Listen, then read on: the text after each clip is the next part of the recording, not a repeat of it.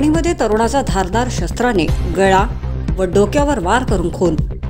धारदार शस्त्राने गळा चिरून तसेच डोक्यावर वार करून हत्या करण्यात आल्याची खळबळजनक घटना बायपासवरील वणी ते वडगाव मार्गावर गजानन नगरी लेआउटमधील सुनसान जागेवर ही घटना घडली। ही घटना शुक्रवारी 24 ऑक्टोबरला दुपारी 3:30 दरम्यान उघडकीस आली आहे। मृतकाचे वय अंदाजे 32 ते 35 वर्ष आहेत। घटनेची माहिती मिळताच पोलीस घटनास्थळी पोहोचले। युवकाचा खून गुरुवारी रात्री दरम्यान झाल्याचा संशय व्यक्त करण्यात आलाय। बातमी लिहिस्तोवर फॉरेन्सिक पथक घटनास्थळी पोहोचले असून पंचनामा प्रक्रिया सुरू आहे। खून करण्यात आलेल्या युवकाची ओळख पटली असून अजय किशोर राऊत राहणार रंगनाथ नगर असल्याची माहिती मिळाली आहे। अजयचा गुरुवारपासून पत्ता नव्हता आणि त्याचा मोबाईल सुद्धा बंद अवस्थेत होता अशी ही माहिती मिळाली।